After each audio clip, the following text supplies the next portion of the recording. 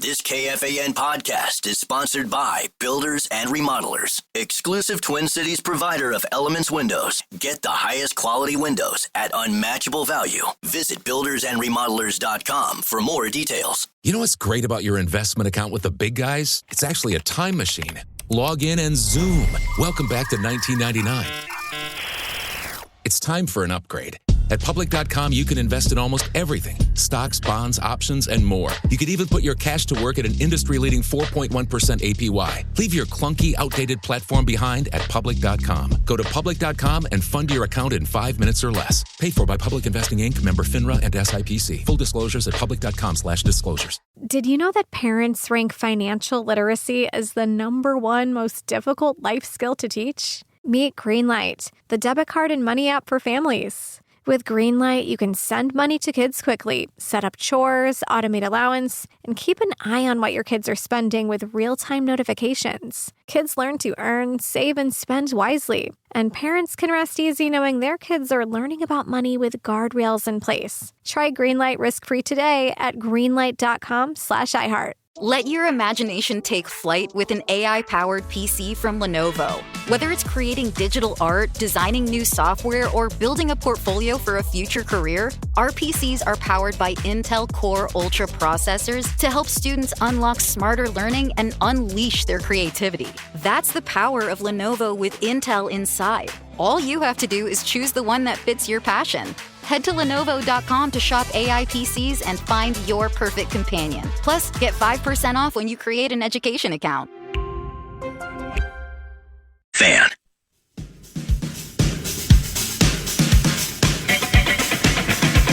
Want to chime in on what's happening with your favorite KFAN program? Make your voice heard on the Bradshaw and Bryan text line. Let us know what you have to say by texting your message to 64686. That's 64686. Standard message and data rates apply. Indeed, they do. What are those rates? Do you have any idea? No idea. Ain't 10 billion, is it? Probably depends on everybody's cell phone plans. Yeah, there you go. Go ahead and move into 534 here on the Common Man program. Time now for 5 questions. Well, actually 3, but 5 sounds like more than 4. Question number 1. And now it's time to go in the paint. The Indiana Pacers host the Oklahoma City Thunder tonight in Game 6 of the NBA Finals. The Thunder lead the series 3-2, and they can take home the trophy tonight. Common, will we see an OKC championship tonight, or will it go to a Game 7? Well, the Halliburton character, I'm told, is still questionable for Game 6 with a calf strain. And even if he's able to go, how effective will he be? The injury occurred in Game 5, and he didn't have a field goal. So, and this is a guy he's sort of been the straw that stirs that drink, at least in the games I've watched. I mean, we talked about this in this playoff run. They're in their 4th playoff series of the season, obviously, because they're in the finals. He's had 3 or 4 games in which he's either hit the game-winning bucket with just scant seconds remaining, or has hit a bucket that sent them to overtime, the one where he thought he did the choke sign, where he was just had his toe on the 3-point line, and Indiana came back to win that game. I mean, they went to overtime and they ended up winning it in OT. So he's really kind of the guy there for them. I mean, obviously, they're more than one player, but without him, I just think it's the old. It's not my favorite cliche, but I'll use it. You know, the Thunder's probably smelling blood, and they know. I mean, sure, it's they you know, they've got the beauty that they have is they have a little wiggle room, because even if they were to lose this game, it goes back to OKC. And of course, 7th and deciding. Said to me, anything can happen in a 7th and deciding. So, but I'm going to have to pay off my bet to Rosen, I think, next week, because I won't see him until next week, because the game is tonight, right? I think it's over for the Pacers. How about you? Do you think the Pacers can win it, or do you think it's over? Well, I think you already mentioned the key point of it's hard to make a prediction when you don't know Halliburton. If Halliburton was fully healthy, full strength, I would say, the Pacers at home, and, they're going to be playing desperation. They're going to give it all they have, right? It's win or go home. I would say I think they're going to give them a pretty good game without Halliburton. And I know Halliburton's not all of Indiana. They've got some good depth on their team, but not only is he the best player, but I feel like they take over, like his mentality is like contagious, and like his confidence is contagious to the rest of the team. The amount of big shots he's hit, not afraid of the moment. And, we saw it in the Wolves series against OKC. There's not a lot of margin for error against the Thunder. And it almost feels like you have to play close to perfect basketball.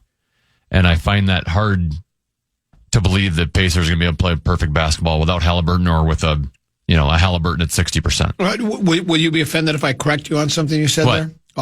For the Pacers, it's not win or go home, because if they lose, they're already at home. They're not playing in OKC, so they're home. They just have to get their car, drive to wherever they live. But you're right. The season would be over for them. And I think you've summed it up quite succinctly. Thank you. Question number 2.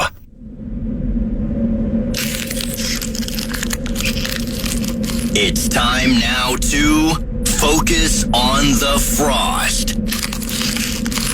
Liz Scheppers, a key contributor to the Minnesota Frost back-to-back Walter Cup championship, signed a 2-year contract with the Boston Fleet.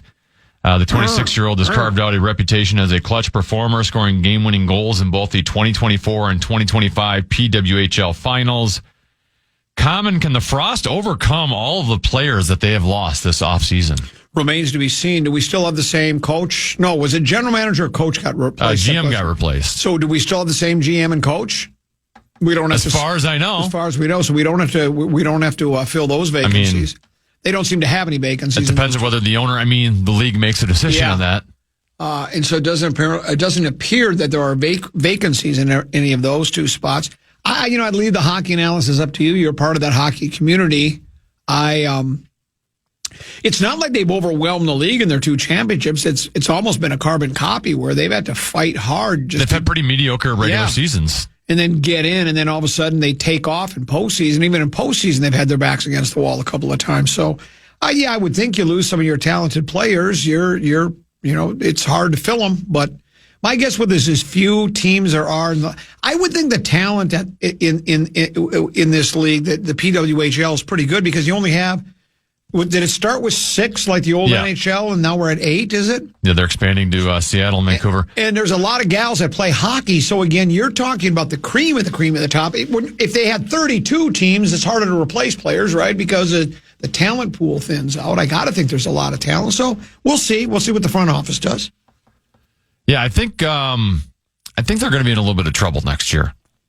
As you mentioned, it's not like they were just brilliant regular season teams to begin with. They were kind of getting into the playoffs last day of the season, the last couple of days of the season, and just happened to play great playoff hockey. I'm not sure with 2 new teams, and now they have 8 teams, I'm not sure what their playoff structure is anymore, and whether that's being changed, or if you're still having 4 teams in the playoffs, I think they're going to struggle to make the playoffs next year, because they've lost 6 to Vancouver, including 2 of your 3 best defenders. And this team was based off of good defense last year. Let's face it. They had good defenders and good goaltending. Now, both goaltenders are going to come back. They just re-signed Maddie Rooney. But losing Sophie Jakes and Claire Thompson to Vancouver, and then, Liz Scheppers, not necessarily known as one of your go-to gals, but scored absolutely clutch goals in the playoffs for them the last 2 years. They lost Kava to Vancouver. I think they're going to be in trouble. They still have the draft here, and they still have, I guess, free agency, and they can still maybe do stuff to the team. But I think they're going to struggle a little bit next year. Question number 3. It's time now for multiple choice. Yeah, Common. Which headline at ESPN.com would make you most likely to click on it? A, Browns rookie Sanders cited for 101 miles per hour. He was driving like he didn't have a dime in it, it sounds like to me. That's Shedeur Sanders, by the way. B, you've already talked about this one. Bus family to sell Lakers valued at $10 billion. C, Panthers damage Stanley Cup amid celebration. D, Rays 8-run comeback, largest in MLB this season. Or E, Yanks finally score, otherwise sputter in latest loss. I I actually, the Damaged Cup story I had highlighted in my show prep. It says Stanley Cup damage as the Florida Panthers celebrate a second straight championship. I might want to weigh into that. That one did catch my. You guys like, well, how do you damage a cup? Do you have that little respect? Guessing it's the alcohol. Well, that's what I was going to say. Yeah. Is I didn't want to say it because I don't know because I wasn't there. But yeah, it's like it was sort of like. Didn't Brady and Gronk play catch between two boats with the trophy? It's just like, and people were upset. They were offended by that. Boys will be boys. Boys will be boys. You know what? Yeah, it's just guys being guys. I think a lot of times, not every athlete, but I think a lot of athletes they're a little on the dopey side. So, but anyway, I'm surprised it doesn't get damaged all the time. Yeah, that's true. I have a question for you. Yeah, the bottom of the famous trophy is cracked, and the bowl of the famous trophy is cracked, and the bottom is dented. Yeah. Now, my guess, most people won't care about that. Most fans go, yeah, well, you won the cup. Guys are guys, no big deal. Yeah. And I'm the opposite, where it's like, it's a hollowed trophy. Well, have some respect for, it's like, just be an adult, grow up. But of course, when you're an athlete, professional athlete, you make a lot of money. You live it. You don't need to grow up. You're playing a kid's game and you're getting paid big money. So why would you grow up? So, like you say, that was probably because they had a couple 13, 14 too many, and they were playing catch with it, or somebody dropped it and it cracked. Look what we did to it. You got any super glue for that? So I don't know. It's kind of sad, really. Any explanation from the players? Question number 3. I didn't really read up too much on the story. I'm going to say something controversial. That's interesting. It's time now for the controversial question of the day. Common, would you rather be 3 feet or 9 feet tall? Numbers come out?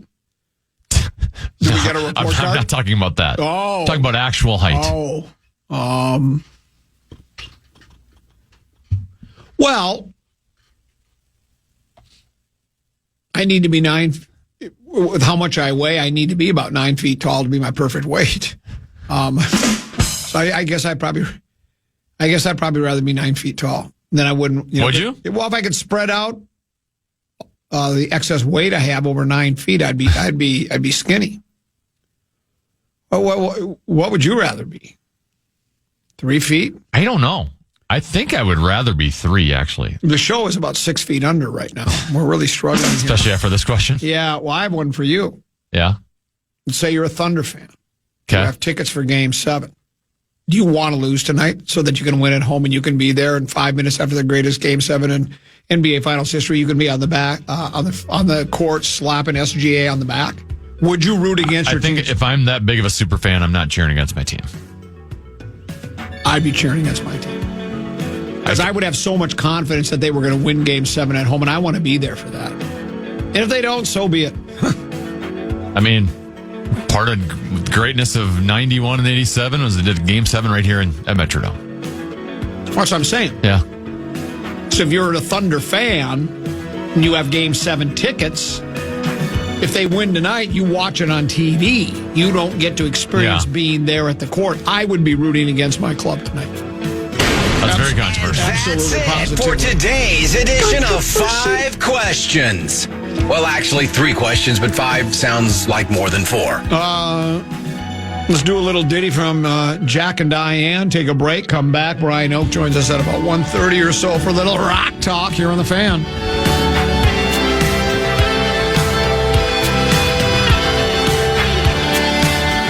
You know what's great about your investment account with the big guys? It's actually a time machine. Log in and zoom.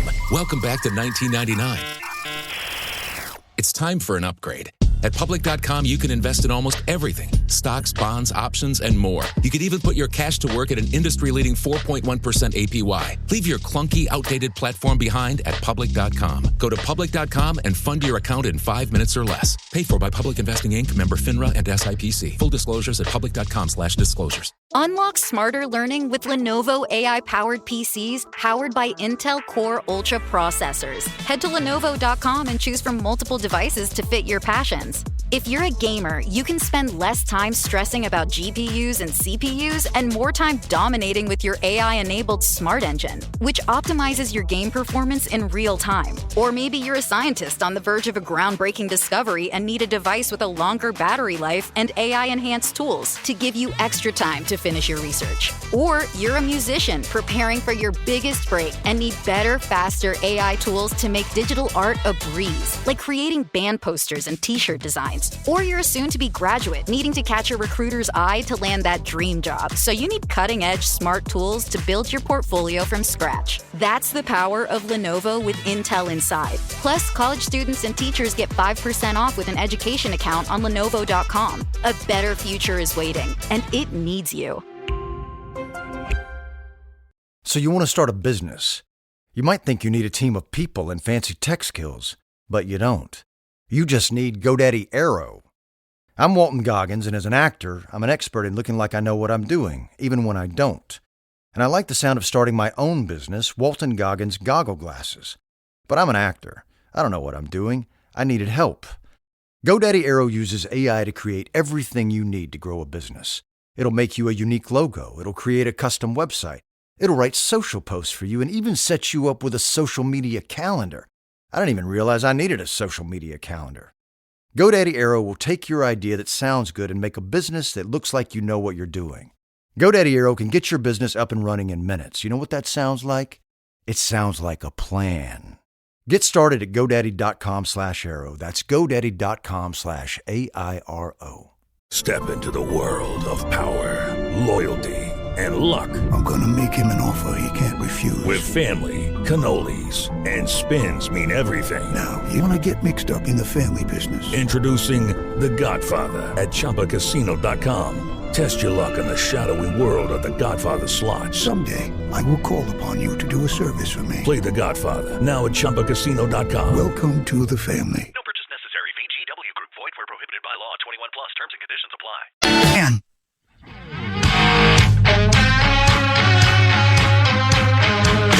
Thanks to friends at Unreal, you can restock your wardrobe with Unreal Golf Apparel this year, just like Common. Register to win up to $1,000 in Unreal Golf Apparel on our contest page. One lucky winner will restock their closet with amazing golf apparel thanks to Unreal. That's KFAN.com. Keyword contest to enter today. Double 1314 Fast Common Man program. I'm Common East Tennessee.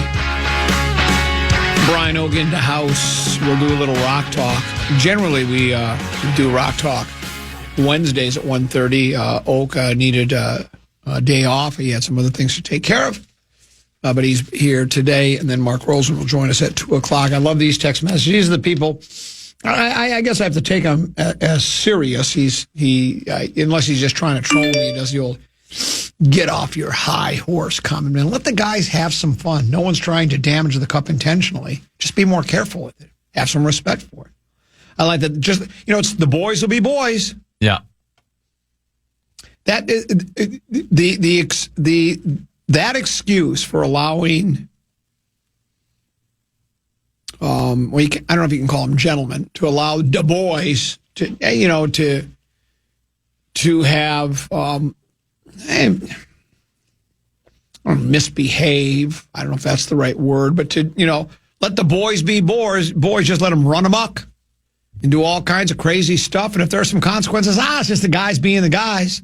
Saturdays are for the boys. Okay, that's great. Now, when you're 18, 19 years old, that's, 15 years old, I guess that's kind of cool. But once you become an adult, it's like, really? To say, there's a reason the saying is not, well, that's just men being men. Yeah, exactly. And so, or men will be men. There's a reason it's boys will be boys. And I know it's been damaged before, but it's just because it's been damaged before makes it okay to damage it now again. It's just stupid. Speaking of the I decided to do a little research, Tennessee, on the Stanley Cup. Put some numbers, and why? Because it's the Cup. I wanted to put some numbers behind it. Here are some numbers you need to know about the repeat, because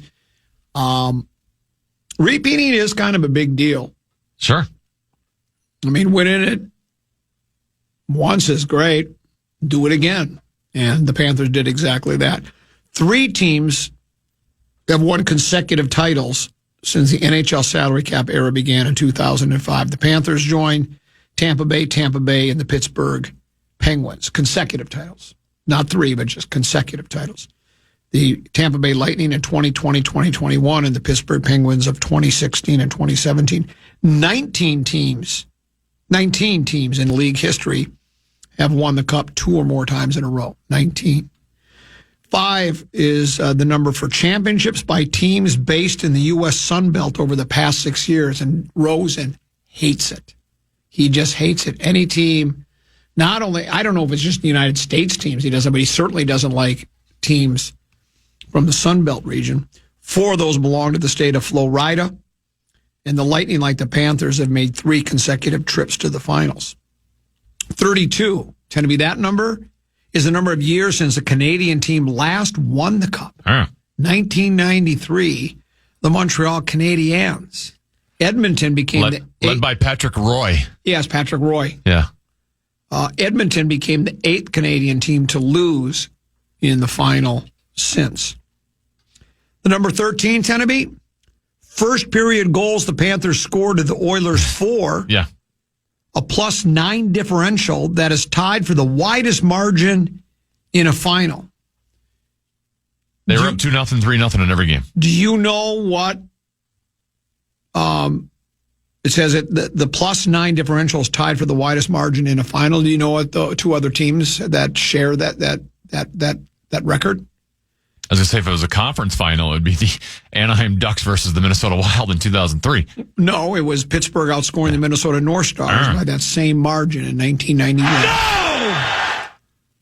Of course it was. And we won 2 of those games. The number of goaltenders, 4 goaltenders since 1981, 1982 to win the Vezina Trophy as the league's top goalie during the regular season and also earn 2 Stanley Cup rings. Bob joins Hall of Famers Patrick Roy, Dominic Hasek, and Martin Brodeur. I know my hockey.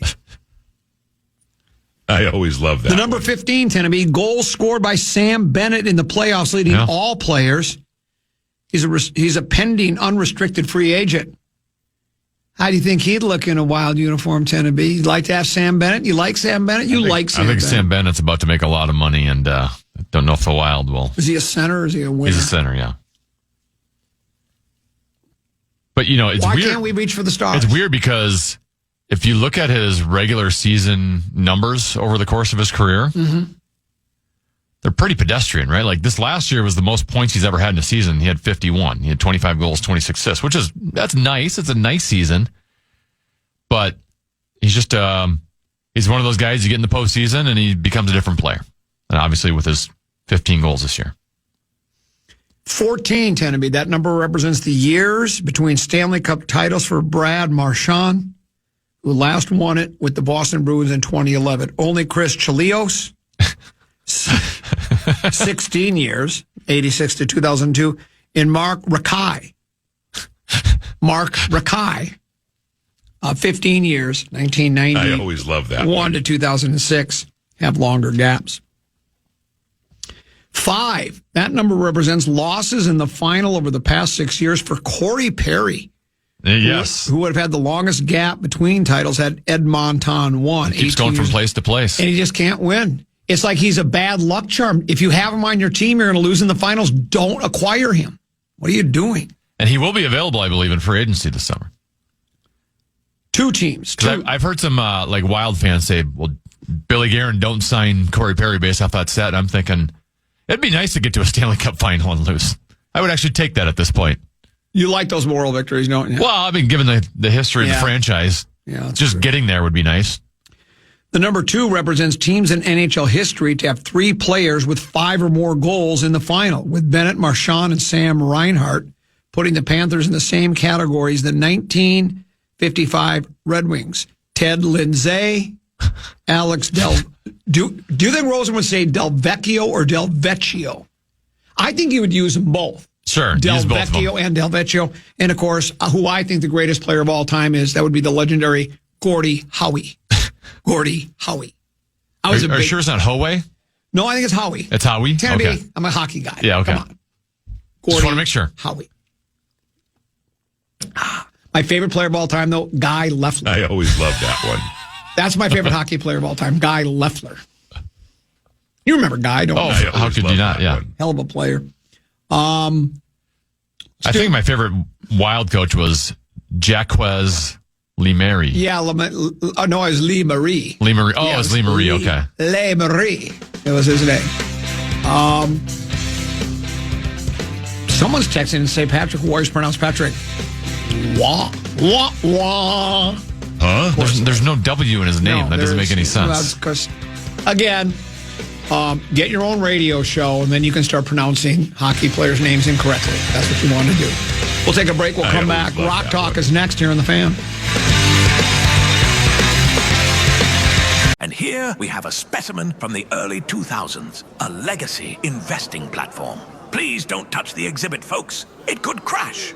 Ready to step out of the financial history museum? At Public.com, you can invest in almost everything. Stocks, bonds, options, and more. You could even put your cash to work at an industry-leading 4.1% APY. Leave your clunky, outdated platform behind. Go to Public.com and fund your account in 5 minutes or less. Paid for by Public Investing Inc., member FINRA and SIPC. Full disclosures at Public.com/disclosures. Unlock smarter learning with Lenovo AI-powered PCs powered by Intel Core Ultra processors. Head to Lenovo.com and choose from multiple devices to fit your passions. If you're a gamer, you can spend less time stressing about GPUs and CPUs and more time dominating with your AI-enabled Smart Engine, which optimizes your game performance in real time. Or maybe you're a scientist on the verge of a groundbreaking discovery and need a device with a longer battery life and AI-enhanced tools to give you extra time to finish your research. Or you're a musician preparing for your biggest break and need better, faster AI tools to make digital art a breeze, like creating band posters and t-shirt designs. Or you're a soon-to-be graduate needing to catch a recruiter's eye to land that dream job, so you need cutting-edge smart tools to build your portfolio from scratch. That's the power of Lenovo with Intel inside. Plus, college students and teachers get 5% off with an education account on Lenovo.com. A better future is waiting, and it needs you. So you want to start a business. You might think you need a team of people and fancy tech skills, but you don't. You just need GoDaddy Aero. I'm Walton Goggins, and as an actor, I'm an expert in looking like I know what I'm doing, even when I don't. And I like the sound of starting my own business, Walton Goggins Goggle Glasses. But I'm an actor. I don't know what I'm doing. I needed help. GoDaddy Aero uses AI to create everything you need to grow a business. It'll make you a unique logo. It'll create a custom website. It'll write social posts for you and even set you up with a social media calendar. I didn't even realize I needed a social media calendar. GoDaddy Aero will take your idea that sounds good and make a business that looks like you know what you're doing. GoDaddy Aero can get your business up and running in minutes. You know what that sounds like? It sounds like a plan. Get started at GoDaddy.com/Aero. That's GoDaddy.com/AIRO. Hi, I'm Cindy Crawford, and I'm the founder of Meaningful Beauty. Well, I don't know about you, but I never liked being told, oh, wow, you look so good for your age. Why even bother saying that? Why don't you just say you look great at any age, every age? That's what Meaningful Beauty is all about. We create products that make you feel confident in your skin at the age you are now. Meaningful Beauty. Beautiful skin at every age. Learn more at meaningfulbeauty.com.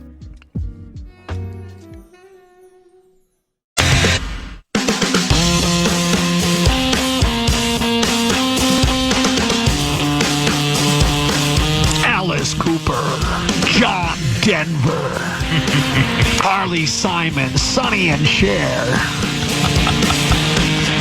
In Karen and her sister Richard Carpenter live in concert. I would totally go to that concert, by the way. I wouldn't, there wouldn't be a good spot for a bathroom or a merch break in there. That's a solid lineup. You are correct. That's the voice of Brian Oak. He joins Common for Rock Talk, usually Wednesdays. He had some things to take care of. He's in today. Yeah. We may have talked about this before. We're just going to hog. Nobody died that I know. No legendary rock stars Finally, died. good. Yeah. I mean, well, after last week's double dose, that was too big. Yeah. That was enough for the rest of the year, frankly. But I'm glad no one of note has passed in the world of rock and roll. Because I don't know if you and I have talked about this before. Maybe we have, but I still think it's one of those interesting issues. Or not. It's not an issue, but it's an interesting topic. In one of my longtime listeners who we text and talk more than most people know, he's a big music guy as well, and he loves to go see concerts. Mm-hmm. And like if he goes to see the Little River Band, he thinks he's going to see the Little River Band. Then I go, no, you're going to see a cover of the Little River Band because not one member of the Little River Band is still playing with the Little River Band. Is that really true? Yeah. And like, for instance, one of my favorite bands of all time, Yes, Close to the Edge, which I remember your daughter said after listening on the CD that I provided you. Yes. Yes, exactly. Yes. Yeah. Sorry. It's hard not to walk into a bad bit around here. So it is a bad bit, trust me. But you played it for your daughter, and like they don't start any vocals. It's an 18-minute, 40-second song. Correct. It's one entire side of the album. They don't start singing till like 4 minutes and 2 seconds. So like 3 minutes, and she goes, "Are they ever going to start singing or anything like that?" They are going on tour. They're going to play a lot of bands are doing that. Let's play an entire album start to finish. And celebrate a classic release. Their breakthrough album was 1971's Fragile with Roundabout and Long Distance Runaround and a lot of other great songs. My favorite prog rock band of all time, Robert Fripp had... who's played with everyone, by the way. Probably most famously King Crimson. King Crimson. Some people would say King Crimson, and King Crimson, but there are many others. But Yes was my favorite. Many. But like right now, they're going back on to play Fragile, and Steve Howe. And I don't even know if Steve was original. He came on early though, a couple of years in. He's their guitar player, and he's brilliant. Right. But he was one. This is what I heard about him. He was listed on, Rolling Stone's top, 100 guitar players, 500. You know what he said? Right. He goes, I don't need to be on it anymore. Put somebody else on it. Which I kind of like. That doesn't mean that much to me. So some other person that would really get a big kick out of that and would make it for them, go ahead and put them on. I don't need you to put me on that list. But I like that kind of attitude. But little humility goes a long way in my book.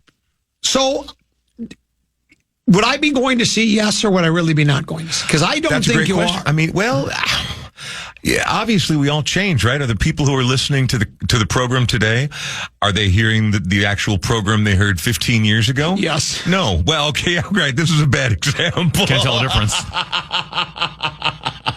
That was a really terrible example. Again, walking into a bad bit without realizing it. Here's the deal. It's going to be expertly played. It's going to be a hell of a light show. You know that. And Fragile is one of your favorite albums of all time, and they're going to play it in its entirety.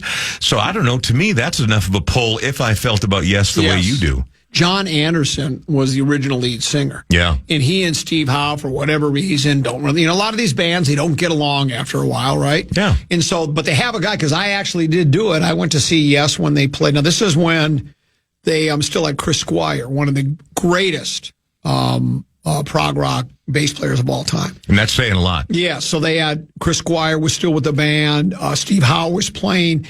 They did exactly what Journey did. Remember when Steve Perry left and they found a guy that sounds exactly like Steve? This guy sounds like John Anderson. I mean, if you close your eyes, you would say, well, John Anderson's back with the band. Then no, he's not.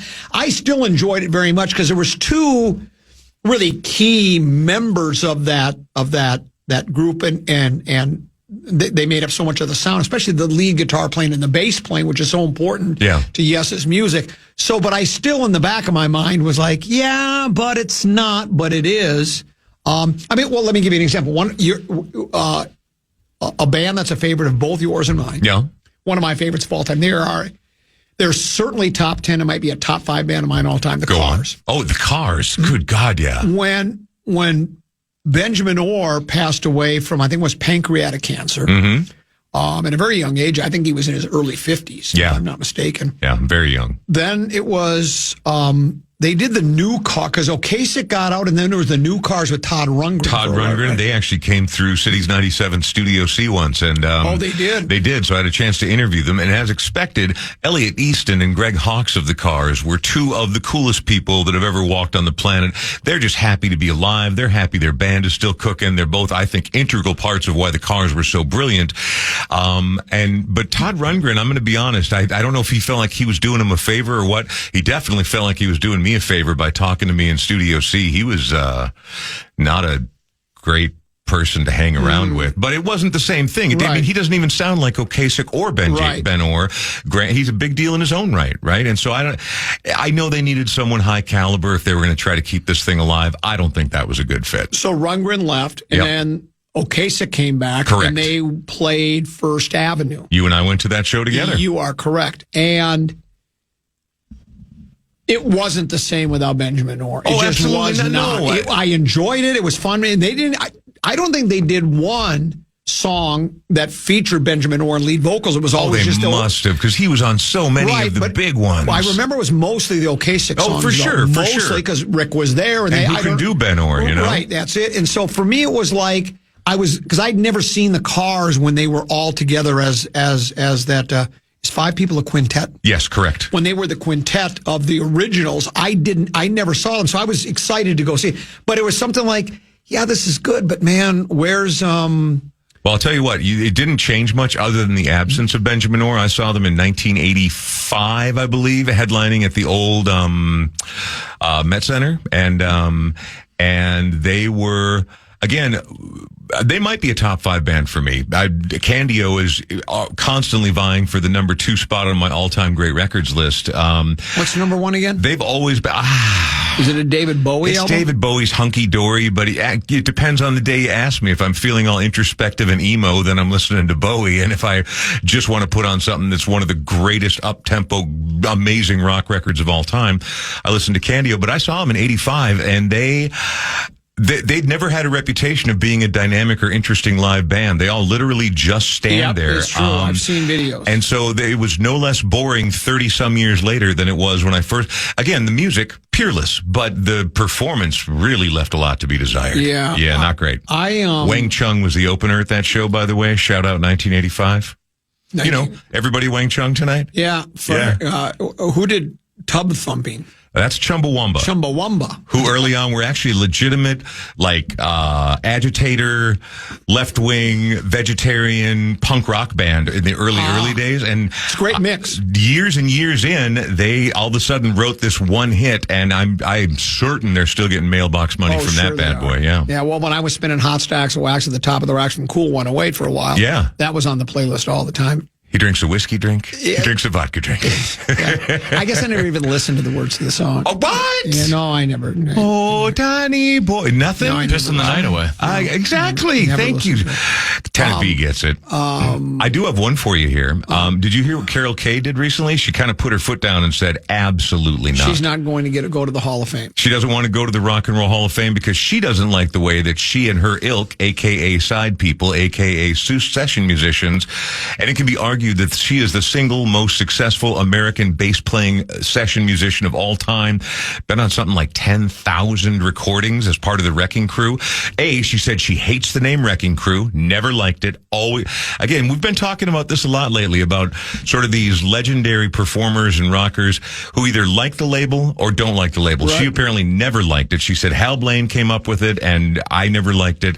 But apparently she resents how they're being recognized by the Rock and Roll Hall of Fame, and the person who played bass on Good Vibrations is turning down the Rock and Roll Hall. She really is one of the biggest deals in the history of American popular music. You don't have to it's like kind of her. A big deal.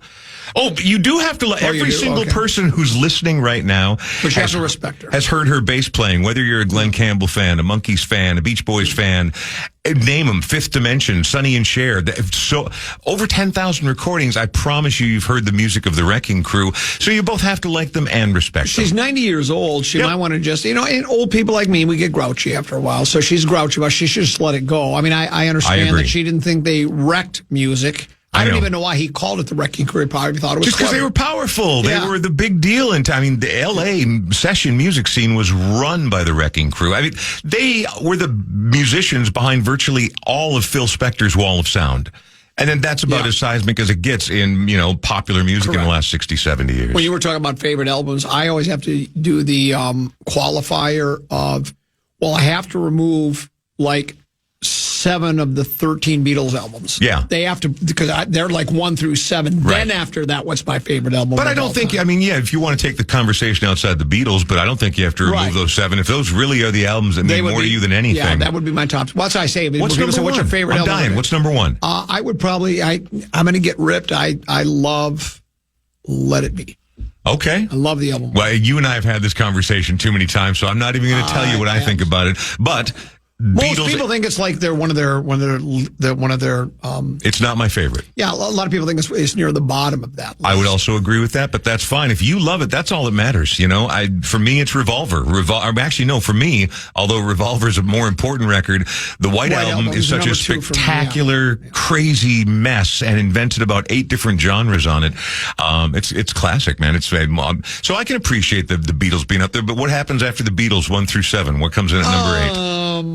One that you will always be, for me, AC/DC, Highway to Hell, that's in my top 5 all the time. I'll never not listen to that record. Yeah, I'm not an AC/DC guy. I would Bon Scott era? Probably I'd put my number 1 after those 7 Beatle albums would be Bang Shang-a-Lang by the Archies. I see. Yeah, I'm a big Archies. Bang Shang-a-Lang. Which, a lot of people, that's what we call you around the office here. You think about the words. My heart went bang Shang-a-Lang, bang Shang-a-Lang. Bang, shang-a-lang, bang, bang. They don't write them like that anymore. See, I'm not mad at music like that. I don't want it to be the only thing I hear all the time, but a great goofball pop song. And again, talk about the importance of session musicians. There wasn't a band called the Archies. It was literally crafted together Frankenstein style in a musical laboratory, and they cranked out hit after hit. They were awesome. And I've read a story about the lead singer. He had, at one time, a band of his own and such like that, and he was recruited. I think he had a couple of minor hits. Okay. And he was recruited by the television producers because I don't know if all of our listeners know Archie's was a cartoon, and they had Archie and Reg and Jughead and Betty and Veronica and Hot Dog and they those characters played in a band, and on the cartoon there were songs played. Yep. And the real musicians weren't the cartoon characters; they were the session guys. And correct. And this one guy. And he has, and some people you would think might be kind of, I'm a little, he's not embarrassed by it at all. I thought, no, it's great. Same with the gal too. I read a story about her. She's the vocalist, and she's been background vocalist on all sorts of records throughout the years, just literally hundreds of them, because they were all really talented. Just like you go where the paycheck. Same like we've talked about the Monkees. That was just a want ad in Variety. Yep. We're putting together a TV show. A bunch of guys show up. And then next thing you know, they make history. So exactly you take right. whatever job you want to take. And again, I don't think that's a matter of selling out. If you can be a gigging musician, whether it's a session musician or a popular band, it may not have cred, but guess what? That person's not sitting in a cube. That person's not swinging a hammer. They're getting to ply their trade for a living, and that's pretty rare. So I'm all for the good studio musicians. Speaking of albums, one of my favorite websites is called American Songwriter, The Craft of Music. They have all sorts of great stories about music, and they do list stuff, including this one. And because this is like the late 80s are kind of in your wheelhouse, right? Correct. Very much. Some. So this story says 4 albums from 1987 that changed rock history. Now that's got to be a pretty big album. It's got to be massive, right? I mean, in some regard, even if it's not sales in production or songwriting, something has to be genuinely seismic. Did this album change rock history? Hit me. Because again, it's not my cup of tea. I understand. Appetite for Destruction, Guns N' Roses. Yes, top 10 album all time for me personally. It might even be in my top 5. Seriously? The most money I ever spent on a piece of vinyl in my entire life was the original Robert Williams Robot cover of Appetite for Destruction by Guns N' Roses for cool half a G. Because the original artwork is spectacular. It was banned shortly after it was released. But also that record, metal was over. It was done.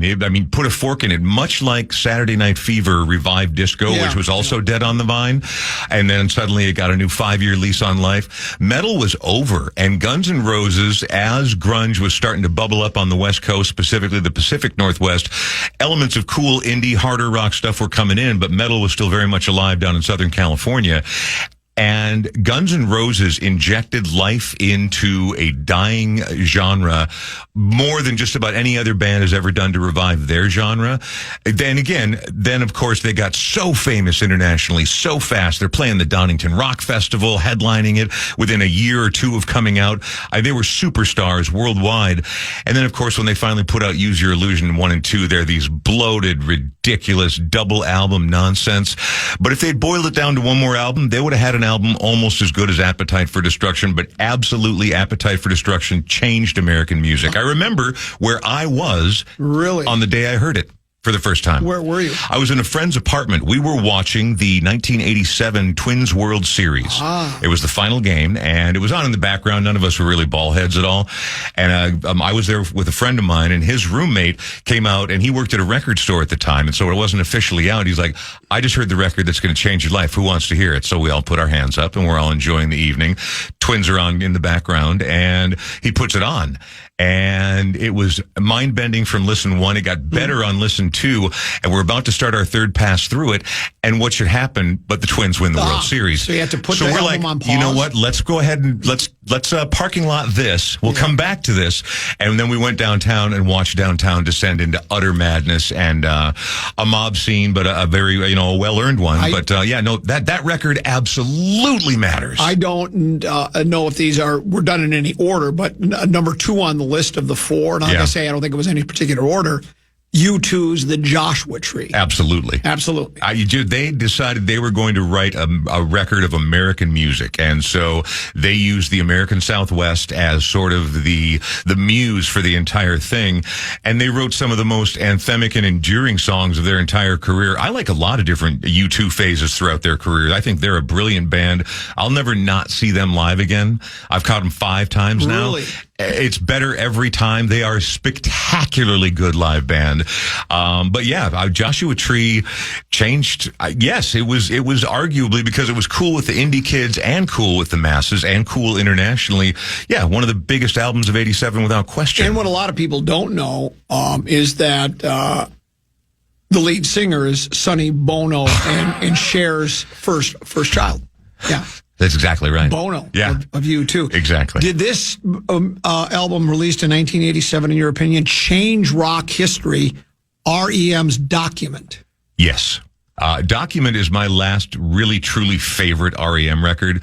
As I've said many times before, I think those first 5 records they put out are as strong a document, if you will, that any American band has ever put out. If you take just their first 5 records, the quality of what they did, how much they changed the course of American music.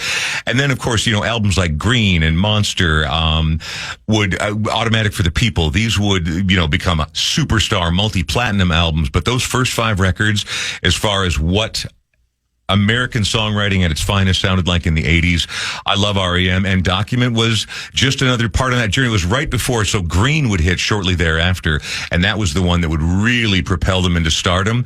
But this is where they became, you could tell they were going to be monsters. And the 4th album from 1987 that changed rock history. Hit me. Kiss Me, Kiss Me, Kiss Me by The Cure. Yeah, well, again, this is right in my wheelhouse, because this was sort of for like the weirdo kids who, in the Breakfast Club, depending on who you identified with. Yeah. If you identified with Ali Sheedy, you knew The Cure.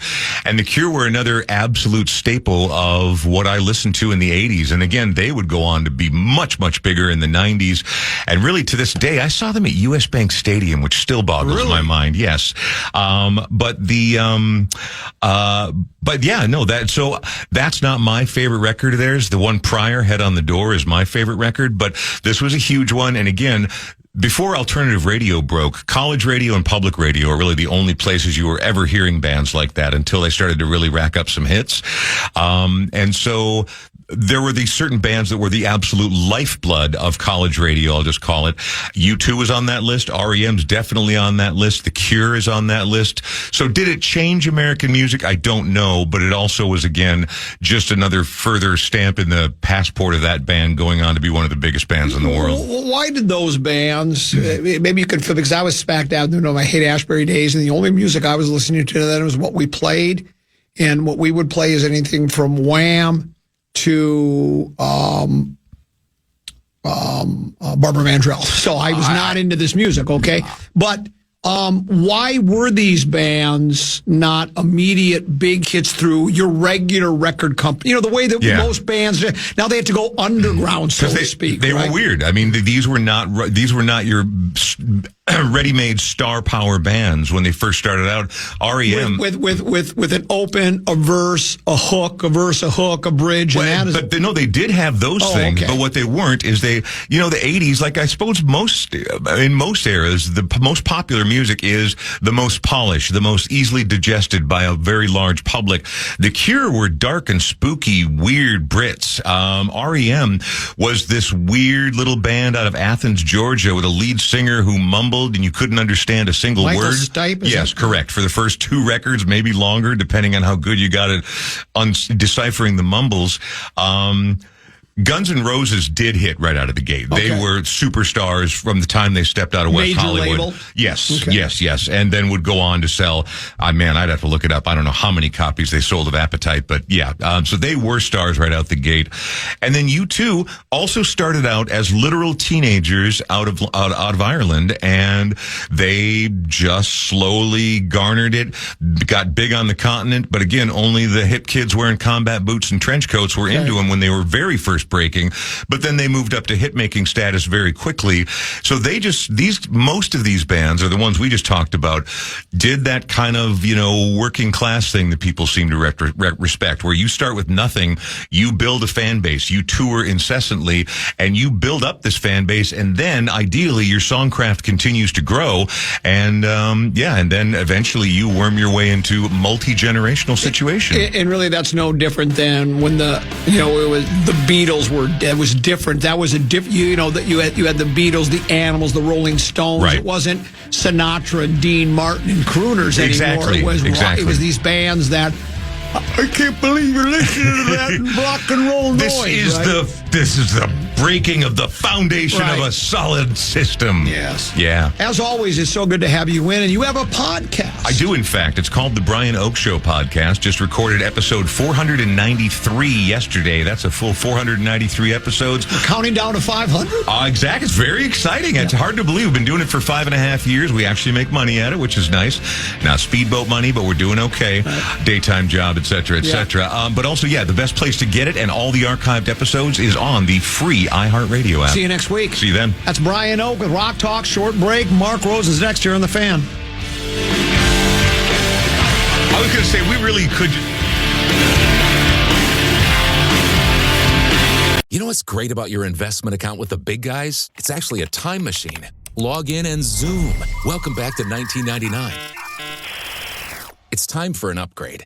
At Public.com, you can invest in almost everything. Stocks, bonds, options, and more. You could even put your cash to work at an industry-leading 4.1% APY. Leave your clunky, outdated platform behind at Public.com. Go to Public.com and fund your account in 5 minutes or less. Paid for by Public Investing Inc., member FINRA and SIPC. Full disclosures at Public.com/disclosures. Let your imagination take flight with an AI-powered PC from Lenovo. Whether it's creating digital art, designing new software, or building a portfolio for a future career, our PCs are powered by Intel Core Ultra processors to help students unlock smarter learning and unleash their creativity. That's the power of Lenovo with Intel inside. All you have to do is choose the one that fits your passion. Head to Lenovo.com to shop AI PCs and find your perfect companion. Plus, get 5% off when you create an education account. Some people say that Odoo business management software is like fertilizer. the way it promotes growth and all. But other people say Odoo is like a magic beanstalk because it grows with your company and is also magically affordable. And there's some people who would even say Odoo's individual software programs come together to build the perfect suite like building blocks. Well, Odoo is all of these things. Fertilizer, magic beanstalk, building blocks for business. So sign up now at odoo.com, ODOO.com. Saks Off 5th, up to 70% off every day. Summer is in full swing here at Saks Off 5th with so many exciting trends to try. From matching sets and floral dresses to wide leg jeans and chic accessories, find all of this season's must-have styles. Plus, shop new designer arrivals weekly. Find Gucci, Valentino Garavani, Versace, Stuart Weitzman, and more. Head to SaksOff5th.com or a Saks Off 5th store near you for up to 70% off every day.